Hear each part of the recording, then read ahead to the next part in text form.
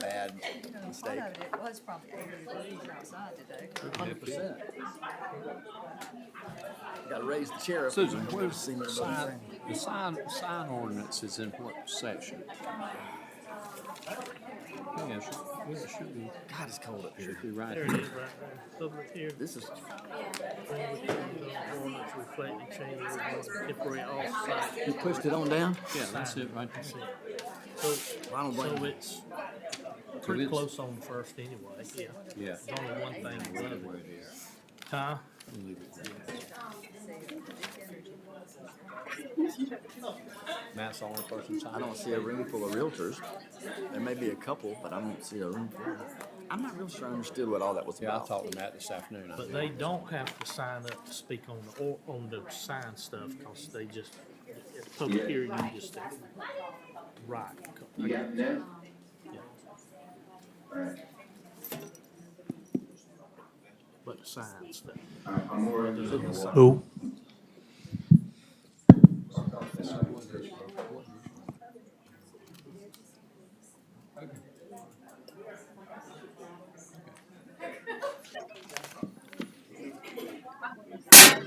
Ooh. That was loud. So we don't have to use that.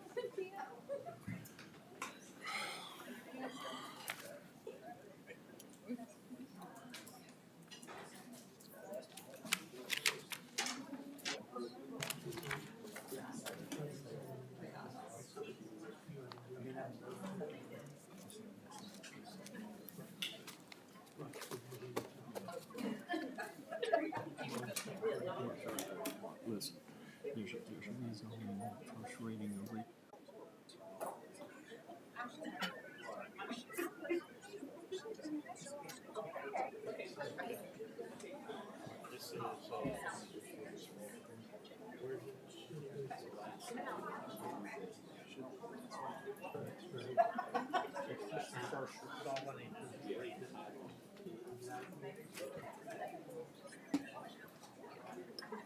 All right, everybody ready to go? Yeah. Ladies and gentlemen, thank you for being here with us tonight. We're going to go ahead and call this meeting of the October 7 Greenwood County Council to order. Your Greenwood County Council has been in executive session since 4 p.m. In the interest of transparency, I'm going to ask that our county manager tell the public why we had the need to be in that executive session. Mr. Manager. Mr. Chairman, members of County Council, we entered into executive session for the following 6 matters. 3 economic development matters, projects that are currently known as Projects Black Sable, Star, and Muskogee. 3 legal matters pertaining to Greenwood County Resolution 2025-26, which is road ownership. South Carolina Code of Laws 6-4-25, which is accommodations tax. And Greenwood County Ordinance 13-86 pertaining to temporary signs. Thank you, Manager. Appreciate that. Having heard that, Council, and let me first say, you'll notice we're a little shorthanded tonight. We have 2 members who are out because of health reasons, and Vice Chairman Pruitt is porting in with us. He's on vacation. Looks like he's relaxed there, so glad to have him. So just wanted you to be aware of that. Council, having heard the manager's reasons for our executive session, I'll entertain a motion that we now come out of executive session. So moved. Motion by Mr. Templeton, second by Mr. Allison, all in favor, and we're out of executive session. As you all know, we always begin our county council meetings with both prayer and honoring our nation with Pledge of Allegiance. Councilman Allison to my right has her invocation tonight, and afterwards, if you are able, we would ask that you would stand and join us in the Pledge of Allegiance. Thank you. Would you stand, please? Let us pray. Father, we thank you for this day. We thank you for all your many blessings. As we gather here tonight to conduct the business of this county, give us the wisdom, the courage, the guidance needed to represent the very best interests of those in which you have entrusted us to serve. It's in the name of your Son, Jesus Christ, we ask these in all things. Amen. Amen. I pledge allegiance to the flag of the United States of America and to the republic for which it stands, one nation, under God,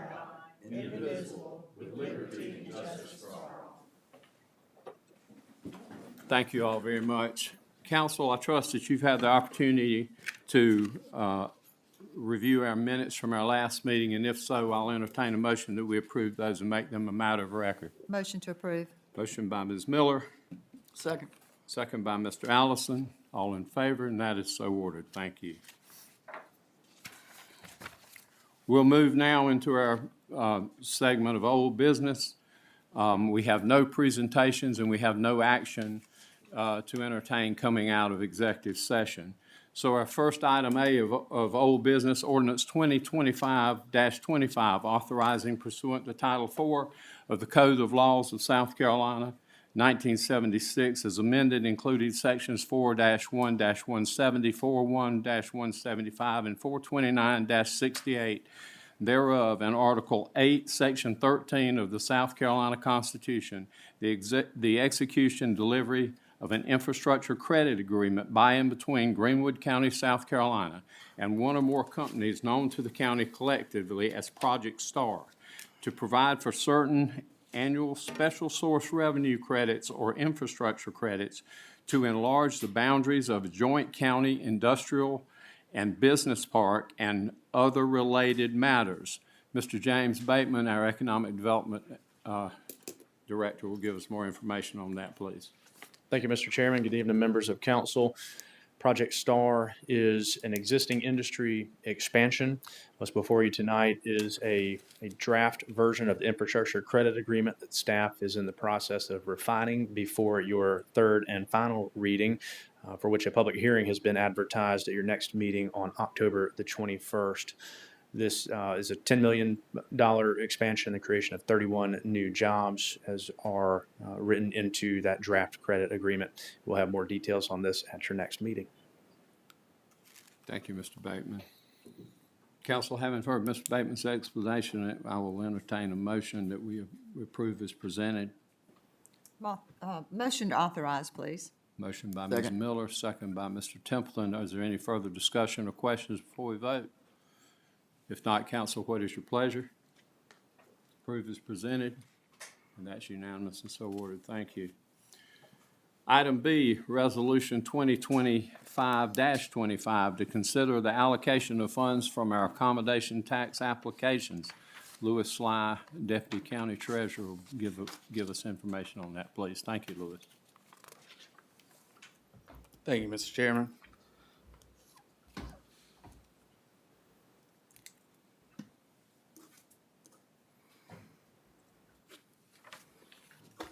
Thank you for having me. And so when we left last, the council needed more time to discuss the allocation of the accommodation tax.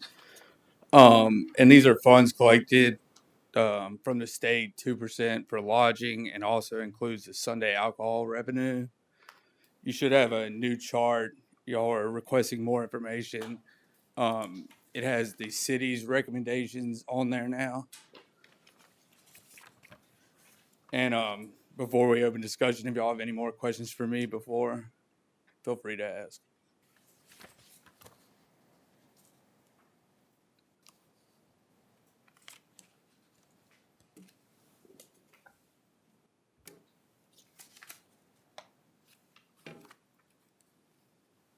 One moment, please, Louis.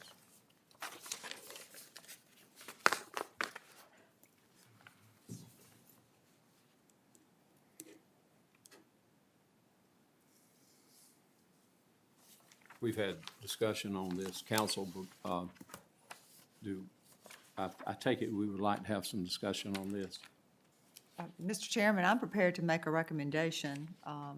I've given each of you a schedule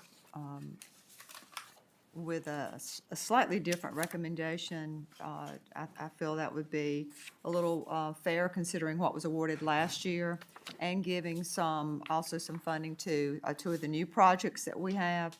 And in addition, giving funding to one of the projects that was not recommended by the ATAX committee.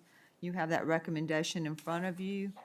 Basically, it's saying that we start with a percentage based on what they were awarded last year, And then the average of those awards, not counting what I call the major festivals, giving that average roughly to the two new festivals. And you have that recommendation in front of you. And you can see how that compares to the recommendation from the ATAX committee.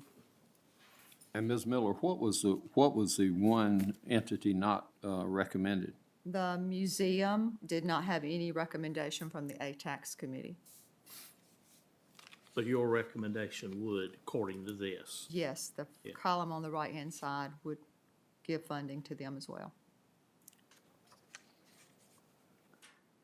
Mr. Chairman, Yes, sir. if Mrs. Miller's motion, Yeah, especially when you're making that up in the form of a motion. if, Kathy. if her recommendation is a motion, I will second that motion. It was a motion. It was a motion, and thank you. Mr. Chairman, if I could ask, please, because we don't have that information, if your motion could specify what those awards are, so we have that. Certainly, and Ms. Miller, why don't you Yeah. But you- provide and that? I can certainly publicly. That's fine. There it is.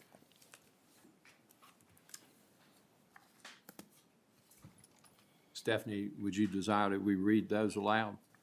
I think that would be beneficial. I do too. Ms. Miller, if you would, Okay, please. absolutely. And mine sorted maybe in a little different direction than what Lewis's was presented to us. It's the same dollar amount at the bottom of the total. ATAX recommendation, South Carolina Festival of Flowers, $13,800, based on this formula, $20,250. Festival of Discovery, ATAX, $13,800. The calculation would be $16,200. Catfish Festival, recommendation $5,000. This calculation would be $4,050. 96 Festival of Stars, $7,500. Recommending on our side, the proposal, $11,138. The Art Center, ATAX, $3946. Proposed, $3341. Museum, 0. Proposed, $4050, $4,050. Theater, $4125. Proposed, $3341. 250th celebration, ATAX, $10,000. Proposed, $5,080. 96 Visitor Center, ATAX, $7,500. Proposed, $6683. Lights on the Lake, ATAX, $2,500. Proposed, $3635. Railroad, ATAX, $5,000. Proposed, $4,860. Greenwood Performing Arts, ATAX, $10,720. Proposed, $8683. The May site, ATAX, $12,500. Proposed, $5,080. And then the other two are items that are calculated based on formula with the Discover Greenwood and the general fund. Council, having heard that description, before we vote, is there any other conversation or questions? Mr. Chairman, Yes, sir. Vice Chairman. I just wanted to make sure everyone was aware of the potential award by the city as well. Again, I'll express my concerns, as I have in the past, of the smaller entities, municipalities not receiving funds in the same way, and making sure that they are awarded sufficient funds as they have no other means to get them. Thank you, Vice Chairman. I too share that concern as we've had in prior discussion. My concern is that the large festivals that conducted primarily inside the city have the ability to bring in more sponsorship and raise more dollars. So I do share that concern in reduction of in my particular district for that same reason. Are there any other comments or questions before we vote? So if not, I will ask you now for a vote to vote in favor of Councilwoman Miller's proposal to change that which was presented to us by Lewis. So all in favor of changing to the calculation as was provided by Councilwoman Miller, please signify by raising your hand. Any opposed? And that passes 3-2. Thank you. Thank you, Mr. Chairman. We have a full majority.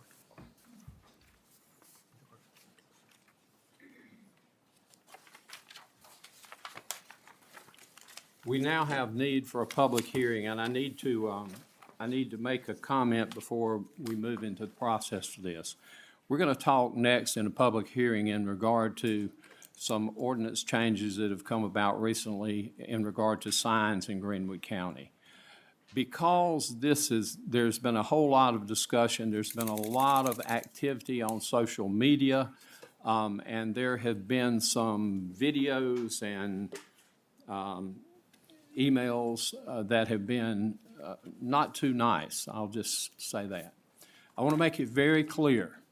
There is a decorum before this body that will be adhered to. If anyone presents themselves in a manner not acceptable to this body, you will be removed. You know, all this mess on social media with profanity and just some really nasty stuff will not be tolerated before the Greenwood County Council. I don't necessarily believe that that would be the case, but I don't want anyone to be surprised. So, having said that, I'm going to ask for a motion that we now move into a process of public hearing. So moved. Second. Motion by Mr. Allison, second by Mr. Templeton, all in favor. Second by Mr. Allison, all in favor, and that's so ordered. We're now in public hearing. The ordinance that we will be considering tonight is ordinance 2025-24, considering the proposed amendment to the Greenwood County zoning ordinance to reflect changes regarding the use of temporary off-site and temporary on-site development signs. Ms. Carol Coleman, our Director of Planning, will give us details on that, please. Thank you, Mr. Chairman. So these are the sections of the ordinance that are actually being amended. Article B under definitions, Article C districts and boundaries. Section 63-25 through 51 are the residential districts and where we have housing in the county. Section 6-3-109 accessory structures and uses. 6.3.15, which is signs. 6.3.169 non-conforming signs. 6.3.182 building and sign permits required, and 6.3.232 violation of chapter and penalty. Those are the things that kind of are affected by what we're looking at. So this change came about because we have experienced so much growth in the last 3 years since I came on board. Not just me, but the entire county. We've had a number of subdivisions that have popped up, and with those subdivisions have come a proliferation of new signage types and things that we haven't seen before. We had signs that were being posted off-site, and when I say off-site, I mean by miles away from where the subdivisions are being built at this point. So we thought we needed to define what on-site signs were for subdivisions and what off-site signs were for subdivisions. Those are the definitions that you have in front of you. We created parameters under which they could occur, meaning the number of square feet, how many you could have, the distance spacing requirements, how far they could be from the development, how long they could be up, like if the development's still undergoing development, how long they could stay up with regards to if they're still building houses or selling lots. So, like I said, the reason there's so many references to different sections in here is because every single residential section, every single zoning district has a sign section in it. So we wanted to cover all of those and make sure everything was there.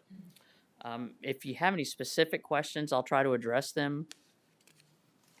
But again, these are specific to developments. And by developments, I mean subdivisions. Yes, ma'am. Thank you. Council, having heard Carol's explanation of this ordinance, are there any questions you have at this time? Yes, ma'am. Can I say a little bit? Yes, please, Madam Attorney. I just wanted to, think it's on. It's on. All right. In part, this has come about because of an issue staff has been considering for a while, like Carol said. Part of what will be a proposal for a comprehensive reorganization of the statute. We know we need to make it more user-friendly. We know we need to make it more accessible. But that is a major overhaul. In part, this came from conversations between community members, council members, and staff. It became apparent that this was a discrete issue about temporary on-premise and off-premise subdivision and development signs. It became apparent this was a discrete issue, easy to fix now by creating parameters for these types of signs. So that's why we're here today talking about these types of signs. Other types of business signs do have limits, and these did not. That's why you would see development signs out at the lake for things that were happening in Hunters Creek, which obviously sounds ridiculous when you say it out loud. We are creating these limits to help further the purpose of zoning and attempt to create equity. I did want to point out that real estate signs are defined in this definition section in an effort to distinguish those from development signs. That's the only reason that a real estate sign definition is attaching to this.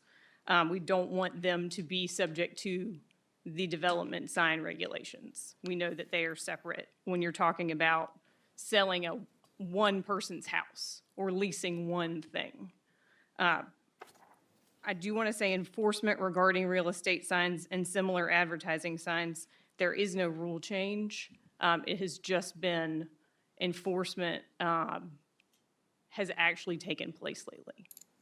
So just wanted to lay all that groundwork before we had any more questions. Yes, ma'am, thank you. And for clarity, what we're entertaining tonight in this public hearing is only in regard to real estate signs and development signs, correct? Right. Developer signs. Thank you very much. Before we open it, any further questions or comments, council? Mr. Chairman, I have a question. Ms. Carroll, I think you made the comment that there were different zoning areas throughout the county, so you possibly could put a sign in one location, but you could not put that same sign in another location? Not for developments or real estate. So we just wanted to address every single zoning district that allows residential development. And like I said, all of the zoning districts have a section for signage. So we have a section directly related to signage in the zoning ordinance, but then each one of the districts has language for signage as well. So we wanted to cover all of them by adding this. Okay. How would someone know what district how would I know if I wanted to advertise with a sign at a particular location, what I can do and I cannot do? Are you talking about an advertising sign or a development sign? Real estate sign or a directional sign that I'm going to show you how to get to a location, like a directional sign. The directional signs are still allowed. If you're talking about specific to, you can have them on site to show where the entrances are. You can have directional signs to show you how to get to somewhere, but we limited the distance that they can go out from a development. So like I said, we had signs that were being placed miles from a subdivision. So we decided to put a limit on there. So you can have off-premise signs, you can have no more than 5 for each subdivision. They can't be more than a radius of a half mile from the main entrance of the subdivision. So it's a more reasonable distance or. Makes sense. So that, then they are removed before the date of final certificate of occupancy being issued. And they have to be at least 5 feet from the property lines. And of course, as with everything, they cannot be in the right of way. That's why the property line is mentioned as well. One other question. Which section there would govern if I had a private company come in and do a service for me on my private property? And they asked me if they could put a sign advertising their services in front of my house. That's not in these ordinance changes. That has not changed. That has not changed. That has always been the same. Right. However, we are now enforcing that we have not previously enforced. I think that we have intermittently, but now we are consistently enforcing it. Okay, thank you. Mr. Chairman, I have one question just about a definition. Carol, would be around temporary signs for which a permit is not required, limited to real estate signs, construction signs. Can you give me clarity around what that means when we say a construction sign? Sometimes we have signs that are placed up while site work is being done on a property. So it's not necessarily a real estate sign. It might reference the company that's on the site doing the work. That helps them to find it when people are going there to work. And there are size limitations on these type of signs as Yes. well? So somebody who's doing grading or something Yes. of that That's a sort? good example. Okay. And if I may again interject, that's the sort of thing that I think probably could use some more detail. And that's something that we have on our list of changes to make when we do a more comprehensive change. It wasn't time, to do it this time. But it's certainly something we've noticed, and we agree with you that there can be more definition, and there can be more clarity in what we continue to improve in this ordinance. Thank you. Anything else, council? Okay, so thank you, Carol. So we have opened the public hearing. So what I would ask now, having heard what's before council tonight on ordinance 2025-24, if you were here to speak in support and in favor of this ordinance change, I would ask that you come forward now. I want you to please say for the record your name and your address. You'll have 3 minutes to address council.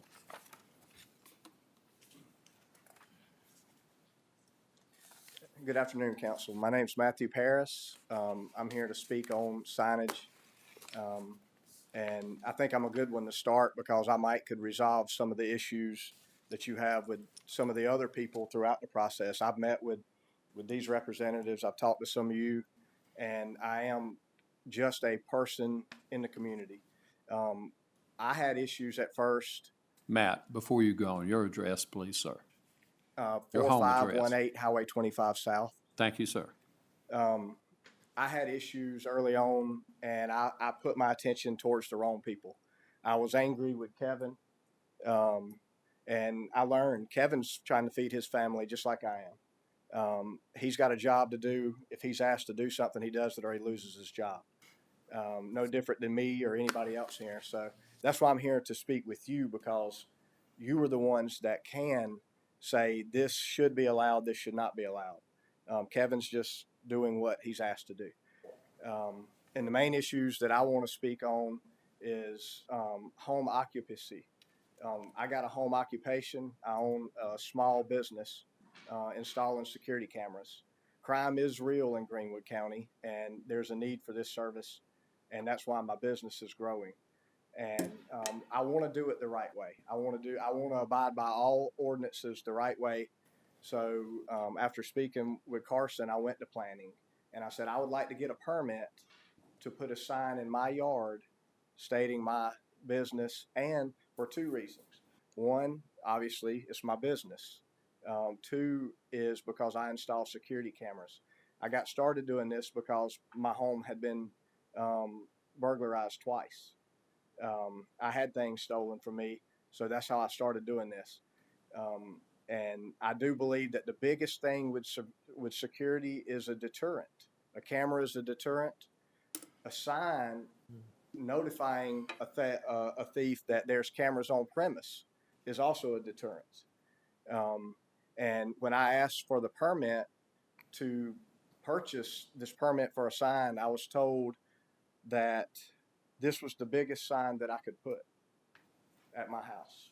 Because I have a home occupancy, 12 inches by 12 inches, it's the largest sign that I can put at my residence with anything business related on it. I don't think that you can see this from the mailbox that long from the road, going down the road. If you're a thief and you're casing out the place, that's easy to miss. I understand there's got to be a limitation on the sign. I don't think that I should have an 8x8 sign at my house. I think this would be reasonable. I think this size right here, 18 by 24. I own a business. I think that this would be reasonable to put within my private property. I was educated on the right of way, and I have since not put any signs in the right of way. And I think that myself as a homeowner, and the other side to this is that, yes, I own a business and I got a home occupation, but also, I've had thefts at my house, and I want, if you are a thief and you're riding by my house, I want you to see that.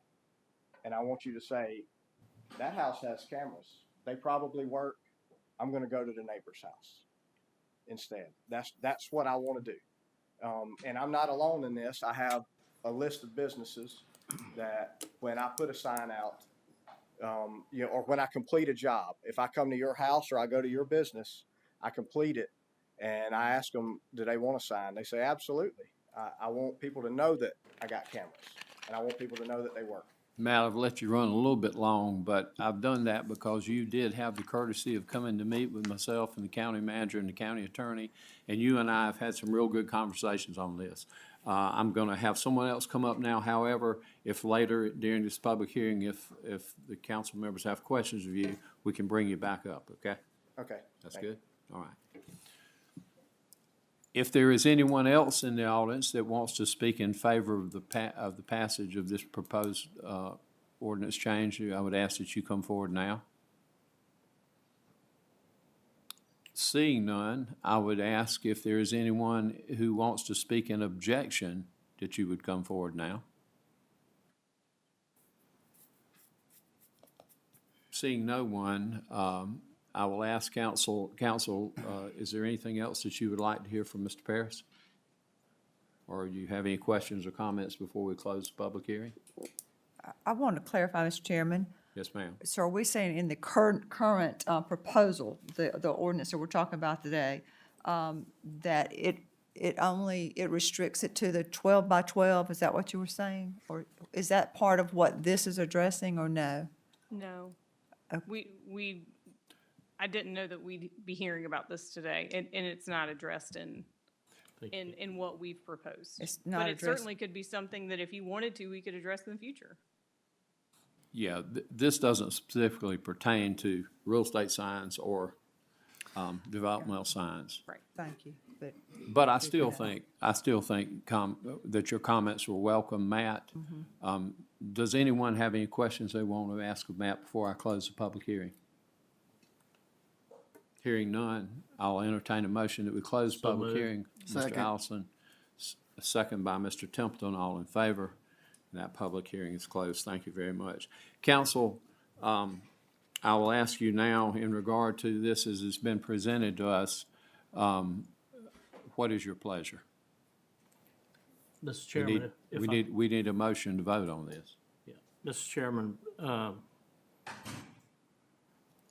I am, the attorney made a statement that she believed this policy in its hold, and if I believe it was about 180 pages. That's correct. So to tell you I've read every line of it would not be true. But she says there needs to be more detail, and I totally agree with what this gentleman said tonight. And my position is, I think we need to, I will either vote against this tonight because I would like to get the whole policy fixed rather than just cherry pick these items. Apparently, there's some other issues, as he stated, in this policy that we need to really review this whole policy from front to back and fix it all at the same time. So I would either recommend, my recommendation is that we table it and do some more work on it, or either I'll have to vote in opposition of approving this tonight. Let me ask a question, Mr. Chairman. Maybe I'm the only one confused. This particular ordinance has nothing to do with what we just talked to Mr. Parrish about, correct? Right. It does.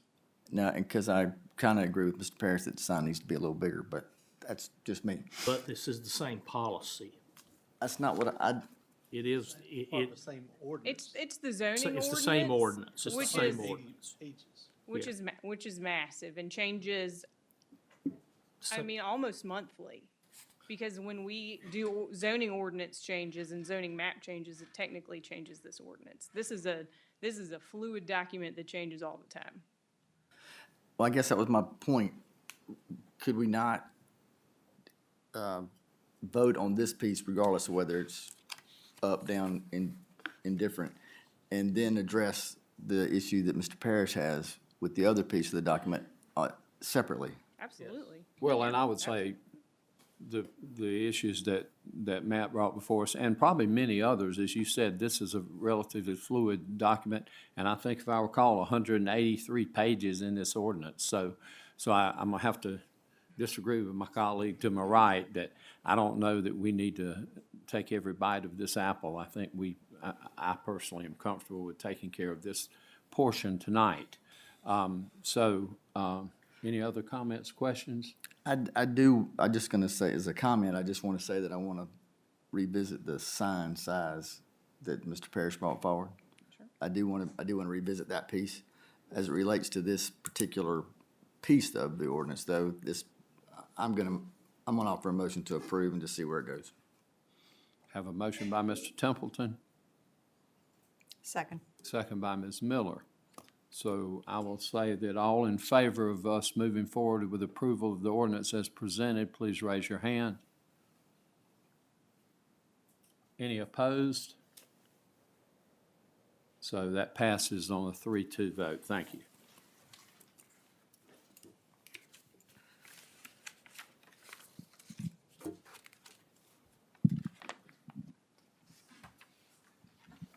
We're going to move now to a section of new business. Let me take a quick look at my notes, y'all. Excuse me just 1 minute. Items A and B under new business, we're going to be postponing action on those first two items until our next council meeting. And that was my decision due to the fact that those issues deal with scheduling of our county employees and our calendar. I thought that was something that was important for everyone to be in the room and for us to have full discussion on that. So we're gonna table that and hold that with council's approval to our next meeting.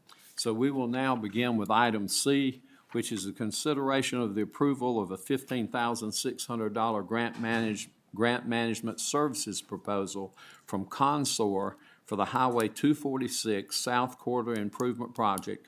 Our Capital Project Sales Tax Director, Mr. Josh Skinner, will give us details. Thank you, Mr. Chairman and Council. We have before you a proposal from Consor Engineering for grant management services.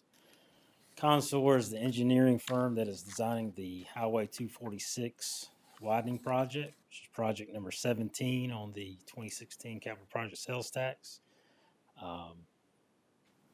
Consor was selected by SCDOT to design the project. SCDOT is managing the project, but Consor is about 70% through with their design plans. They hope to give those to SCDOT at the end of this year to start right-of-way acquisitions. The cost estimates for the construction of the widening project have gone up to about 65 to 70 million. We have 11.9 million from the Capital Project Sales Tax. We've received 38 million from the South Carolina Transportation Infrastructure Bank, which totals about 50 million, which leaves a little bit of shortage there for a complete build out of the project. So we asked Consor to look for different grant opportunities to apply for additional funding. And they gave us this proposal for $15,600 to do that job. Staff is recommending approval of the proposal. Consor holds the plans. They're the only firm that holds the plans. They've done a benefit cost analysis for us, which is almost complete. So we are recommending them as a sole source provider for this type of proposal. So Josh, we're looking to offset roughly $10 million or about 15% of this through additional grants. That's what you're telling us? That's correct, yes. Okay, roughly $70 million project. Council, having heard the presentation by Mr. Skinner, do I have a motion for approval? Offer you a motion to approve, Mr. Chairman. Motion by Mr. Allison, a second. Mr. Pruitt. Second by Mr. Pruitt. Any comments or questions before we vote? Mr. Chairman, Mr. Skinner, could you tell us where the funding will come from for that $15,600? I will let the county manager answer that. I believe it'll come from the capital project sales tax funds, that 11.9 million, unless Okay. the treasurer or the manager tells me otherwise. That makes sense. Okay, That would that's make what I sen- that wanted would to make hear. sense. That's what I wanted to hear. Yeah, that would make sense. Madam Treasurer, do you need to add anything to that? Nope. I see her shaking her head. I guess the good news is we got the money. Yes. All right, any other questions or comments, council, before we vote? All in favor of approving as presented, and that's unanimous and so ordered. Thank you. Thank you. Thank you, Josh. Item D, the consideration of the approval of reimbursement to Lockhart Power Company for $238,424 for Tanner Gate repairs. Our county engineer, Mr. Rhett Templeton, will give us details. Thank you, Rhett.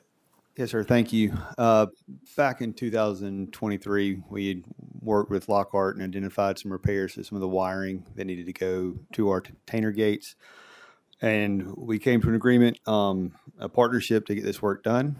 We put that in the 2024 fiscal year budget as a line item. I failed to carry it forward, so we had this approved by council in 24. The project went longer than we anticipated, and I didn't carry it forward the way I should have. And now we're asking y'all to reapprove the financing of that project. The project's been completed, and we do have the budget in the TAM funds to do so. The money was approved, it just didn't carry over. Yeah, just approved and carry over, correct. Council, do I have a motion for approval as presented? Motion to approve. Motion by Ms. Miller, Second. second by Mr. Templeton. Before we vote, any comments or discussion? If not, all in favor? And that's unanimous. Thank you. Thank you all. Thank you, Rhett. Don't mess up again, Rhett. Item E, the approval of purchase of Ray Secure, Mail Secure Contraband Interdiction Solutions. Ms. Stephanie Dorn, our treasurer. Say that again, Mr. Chairman. Yeah, I can't. Thank you, Chairman and Did Council. a good job getting it out the first time. This equipment was budgeted into our FY '26 budget. It is to check for contraband going into, that's contained in mail going to our inmates. The most pressing issue that this equipment is needed is to detect paper that has been soaked in drugs. Then inmates are able to ingest it by taking in the paper. And our procurement policy 10.4 does allow for the use of cooperative purchasing plans. And this particular equipment is available on the Federal General Services Administration purchasing program. And because this purchase exceeds $50,000, even though it is in the budget, council approval is required. I would point out that the funds are allocated, 50% of the cost is in the capital asset fund, and 50% is out of the Swanson funds, which are managed by the Sheriff's Department, and those are reserved specifically for detention center use, which this equipment, we believe, qualifies. Captain Kathy Tucker is here, who runs the detention center, if you have any specific questions about the equipment itself. Thank you. Kathy, would you mind coming up? Because I do have a couple of questions. Not questioning or challenging the need for it, but I'm just curious. How frequently does that kind of activity happen in a jail? Because that seems pretty darn creative to me. Yeah, it was happening pretty much on a weekly, monthly basis. We were getting stuff and people were actually smoking it inside the jail. When they found out that we were looking at these scanners, it kind of tapered off. Then we found that now, for us to be able to detect on papers that they have in their possession already, they are using the Rage spray that we use for ants. If we spray their room and we come out, they soak those papers in that thing and dry them. But see, this machine here we can take those papers out and detect that material. Otherwise, you can't detect it unless you smoke it. I am constantly amazed. Me too. I'll offer you a motion to approve. I'll second. Yeah, I I'll don't think there's second. any question. And before you go, Kathy, thank you for all the hard work you do in the jail. I know how challenging that is. Eddie Smith, if I forget, Eddie Smith sitting in the back, he'll remind me. But thank you, I want to publicly thank you for everything you do. Council, any other questions or comments before we vote? If so, I'll give you a second. We gave him 2 seconds. yeah, we have a motion and a second. All in favor? And that is so ordered. Thank you both. I greatly appreciate y'all too. Thank you. Thank you, Thank ma'am. Item F, ordinance 2025-26, to amend the Greenwood County zoning map as and if amended, so that one parcel of land totaling approximately .63 acres at 131 Sanders Court, Greenwood County, South Carolina, changes from C2 General Commercial to R2 Single Family Residential. Ms. Coleman. Thank you, Mr. Chairman. This is a piece of property, as you stated, it's on 131 Sanders Court, which runs parallel to Montague Avenue Extension. It's not far off of Cotham Drive, which is the back entrance to Druid Hills, just to kind of give you a location. It's 63 100ths of an acre. Currently is zoned general commercial. They would like to rezone it to R2 to allow for the construction of a home. So if you look at it across the street, the owner of this property also owns the property across the street where she has a home. She would like to build a house for her son, I believe, on this parcel in question. The future land use on this one does show commercial, but with so much residential in the area, staff and Planning Commission felt like they could support it, and Planning Commission supported it unanimously. If you have any specific questions, I'll be glad to address them. You can see from the photographs that it is more residential in nature than commercial. This backs up to a commercial business that fronts on Montague Avenue Extension. Yes, ma'am. I recall the presentation before planning and zoning on that one. This is first reading in title only, so it does not require any action. Council, any comments or questions before we move on?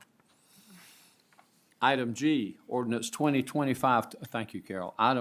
Ordinance 2025-27 to amend the Greenwood County zoning map as and if amended so that two parcels of land totaling 1.29 acres at 3020 and 3022 Highway 702 Greenwood County change from RDD Rural Development District to C2 General Commercial. Again, this is in title only. Carol. Mr. Chairman, these are two parcels, as you stated, PIN number 7896. 385-674, 7896-401-674. The currently RDD, RDD is an interesting district that takes up most of the county. It allows commercial and residential uses in addition to industrial uses, anything you could think of. They are asking to go to C2, which is general commercial, to allow for them to use these properties in a commercial manner. The issue here is that the minimum lot area in RDD for commercial is 2 acres. Combined, these two parcels do not equal 2 acres. The prior owner constructed the buildings that are on there and was running a construction company off of it. We did have complaints from some of the neighbors, and if you look at this, you can see, I believe I had the plat in here, but if you look at the layout of this, you can see that there are a number of parcels, and those were created in 1986. That's how far back the plat goes. So probably prior to the creation of the RDD district. So the proposal for this is to use it for outdoor storage for RVs and boats, which is a low intensity use. The reason staff supported the request is because you can see what's there now. We did have calls from the neighbors expressing concern, but when we explained what they were proposing, they felt better about it. But the future land use shows this clearly as being within a commercial node for commercial development, and that is why staff supported it. And my recollection also is that the closest neighbor now is much more pleased with the current business than there was business that preceded it. She was. She said that they had large trucks that were coming in at all hours and Right. heavy equipment that were shaking her house so much that she had like structural damage from it. Yes. Thank you, Carol. As I said, that's first reading in title only and does not require any action. Item H, ordinance 2025, no, excuse me, I'll move forward. All right, our last item I. So we got H. Wait a minute, did I skip H? Excuse me. Item H, ordinance 2025-28 to amend the Greenwood County zoning map as and if amended, so that one parcel of land totaling approximately 3.08 acres from 1018 Magnolia Drive, Greenwood County, changes from R1 residential low density to C2 general commercial. Again, this is in title only. Carol? Mr. Chairman, you might recognize this area. We've rezoned a portion of it across the street, the large piece between the two Magnolia Drives that form a loop. Magnolia Place is a longtime residential development off of the highway there at 246 South. The interior portions of these two, we have a townhome development going in addition to outdoor storage for boats and RVs near the lake. This piece is on the other end of Magnolia Drive, and it's currently zoned residential R2. And they would like to go to commercial to allow for storage or some other use. If you look at this, you can see that we have C2 that is across the street. You can see everything on the development. The issue that we had when we started analyzing it is that the future land use maps again came into play, and the future land use for the big parcel in the middle of the two Magnolia Drives, the future land use was commercial. So we felt like we could support commercial uses when that was rezoned the first time. This piece, the future land use, is low density residential, and for that reason, we weren't supportive of it. Thank you, ma'am. Our final item will be item I. And before we move into this, I think most of you know this portion of our meeting involves a proposal by Duke Energy. I apologize to my colleagues in the audience. We had to put you last so I could comfortably get out of the room when this item comes up. So for the benefit of the public, I've signed a recusal document and have participated in no conversations or decisions in regard to this. So what I'm going to do at this time, and only because Vice Chairman Pruitt is having to pour down, I'm going to turn the chair over now to Councilman Allison. He and give me a moment to get out of the room, and Councilman Allison will take this item and first reading and title only, so require no action. Thank you. Thank you. So this is 3 parcels. We're gonna wait. I'm sorry. Wait, Okay. you gotta wait. He's not that quick.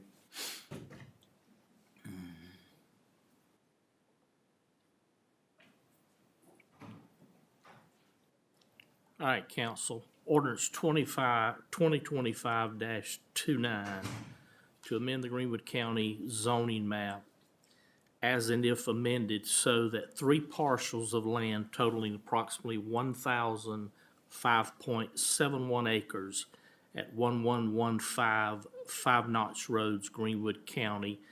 Those 3 tax map numbers are listed. If they are changing from FA Forest Agriculture to RDD Rural Development District. Ms. Carroll. Thank you. So, like you stated, this is three large parcels that are located off of Five Notch Road, just drew a blank, Five Notch Road, Rock House Road, and Hunter Road. So let me get to the zoning portion. You can see how large they are there. And just to give you background, forest agriculture was a district that was created by residents in the Callison area, and they specifically excluded solar farms from their zoning district because they thought that it precluded people from having agricultural farms. RDD allows them by right. So you can see that right across the road from Five Notch Road there on the map is all RDD. Everything to the north of it falls under the FA from that comprehensive zoning of the Callison area. So that's why they're asking for the change. I put everything in here. You can see we took pictures from every angle we could find on Rock House Road, on Five Notch Road, and even on Hunter Road to make sure we covered everything. We put a number of signs out to make sure that people were aware, and the applicant did have an open house at the Phoenix Community Center that was fairly well attended. So the future land use on this is natural and conservation. It is consistent with what they are asking for, and this is about 1,000 acres, give or take, out of a larger project scale. If you have specific questions, I can address them. Ms. Carroll, what was the the recommendation? Planning Commission recommends approval and staff supports it as well. Council, did anyone else have any questions? I do not. If not, thank you, Carol. We can get the chairman to return, please. I don't know, you did so good, Mr. Allison. Hey. You know, we might want to swap y'all out. Just stay out there, please. I'm not working so smoothly and so quickly. Just. I'm just giving my boy a hard time. It's all good.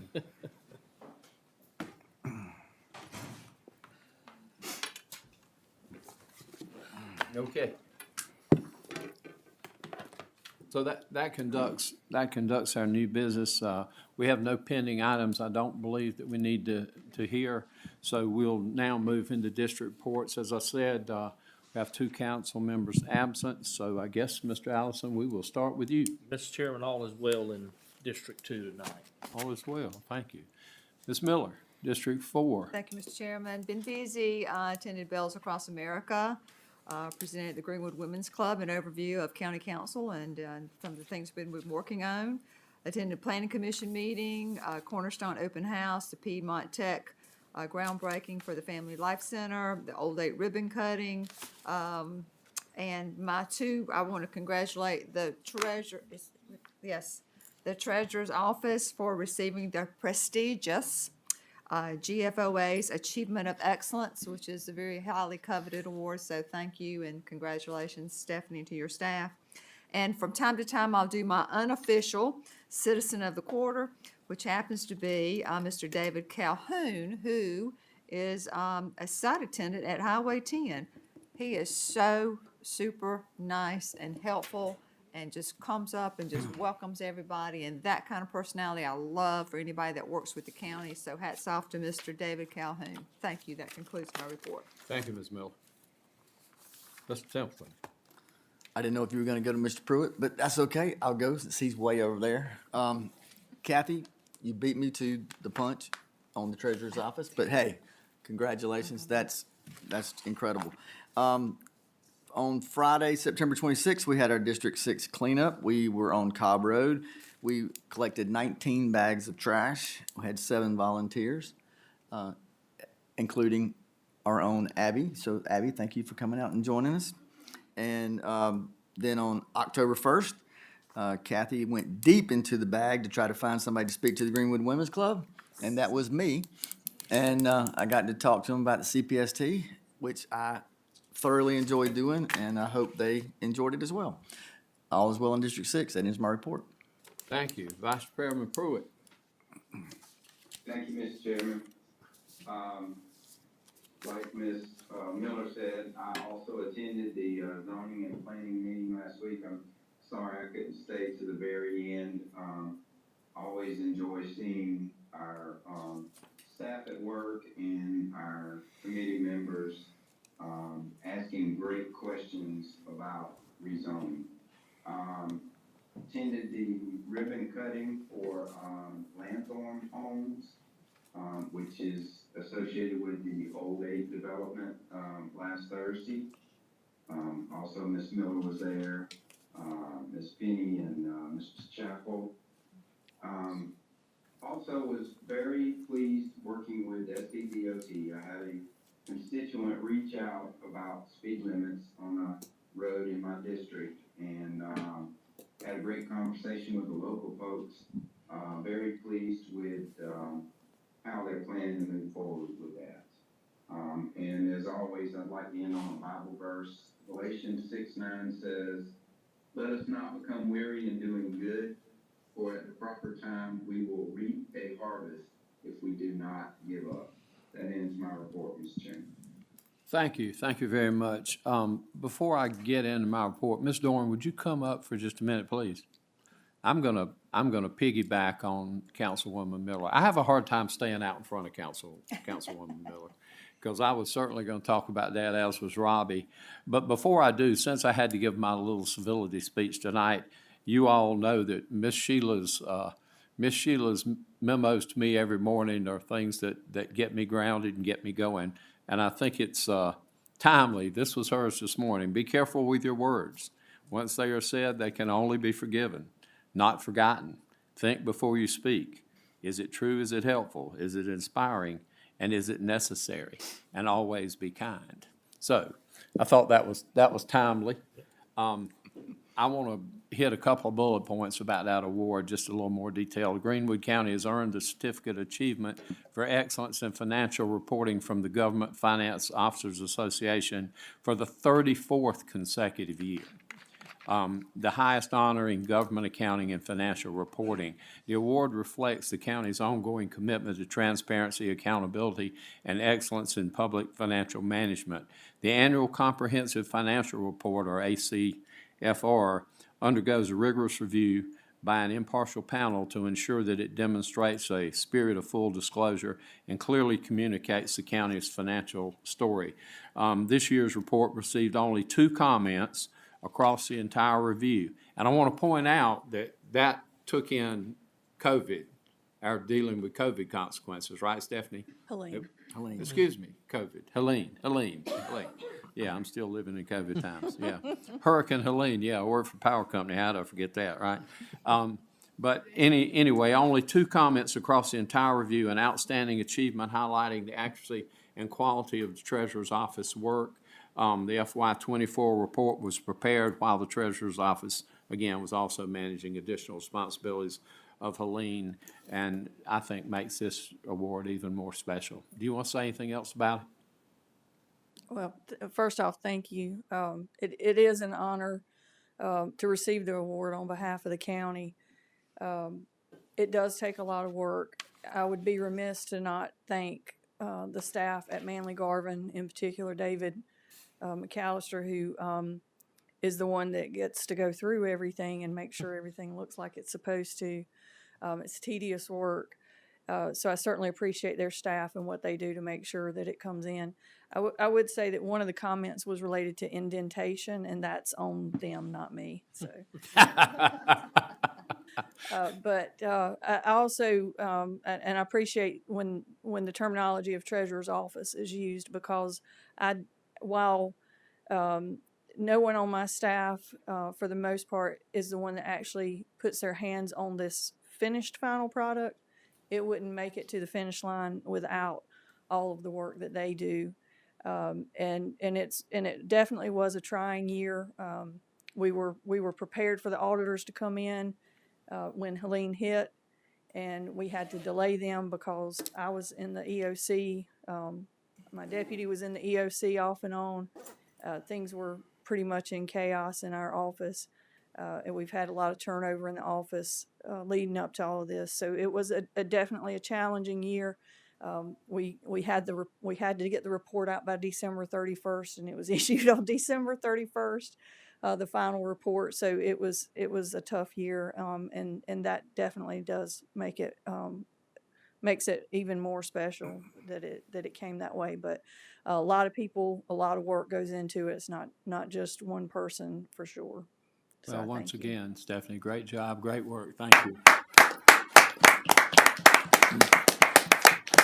And I will conclude my district report by saying that the town of Ware Shoals has a new police chief, Mr. Tommy Clamp. I know Tommy retired from the Highway Patrol, and I talked with Sheriff Kelly last night, and I know they worked together during his tenure on the Highway Patrol. Eddie, I think a lot of you guys in the Sheriff's Department are very familiar with Tommy, so we wish him every success in kind of an effort, I think, that has to kind of rebuild the police department, but we're certainly going to do everything we can do, both the Sheriff's Department and the county, to help him be successful. And I had wanted for he and Mayor Ross to come tonight so we could introduce them publicly, but they're real busy trying to take care of get some things back in order. So that ends my report. Having said that, Madam Attorney, anything more for the good of the order? Yes, sir. Mr. Manager. I do actually, Mr. Chairman. I need to yield my manager's report to the treasurer for an item she needs to address. Okay. Chairman and Council, as you have heard me talk about many times up here, we have funds from the state for opioid recovery. And one of our sets of money, one of our initial grant, where we're working with Carolina Health Centers to implement the community action plan. We have finished on September 30th that first grant application, and we had funds left over. And so we need to reapply for those funds. Our issue is that we have to reapply by the 17th of this month, and we won't have another council meeting. So I wanted to inform you that we have about just over $38,000. I can't tell you exactly what we intend to apply for. Some of it will probably be for additional MAT and MOUD appointments. But everything that we apply for will be within the community action plan to further that initiative along, which of course is a plan that you all approved some time ago. So we just wanted to make you aware that we will be doing another application in line with the community action plan, additional work that CHC will be doing in conjunction with that plan. I'll be glad to answer any questions. I'm not sure that you can ask any related to kind of a vague request, but I can sit up here and talk about that fund all night if you want me to. Any questions, any comments? Hearing none. Madam Clerk, anything for council? I do have just one. Mr. Stuckey had asked me to report on behalf of the Keep Greenwood County Beautiful. The Shred E-Waste Day has been scheduled for Saturday, October 25th at St. Mark United Methodist Church from 9 to 12. Just to let everybody know, put that on your radar. I'm sure it'll be publicized a few times between now and then, but we just wanted you to get that started. Saturday, the 25th. Thank you very much. Council, if there is nothing further, we will. A motion to adjourn. Have a motion, second. All in favor. This meeting's adjourned. Thank you.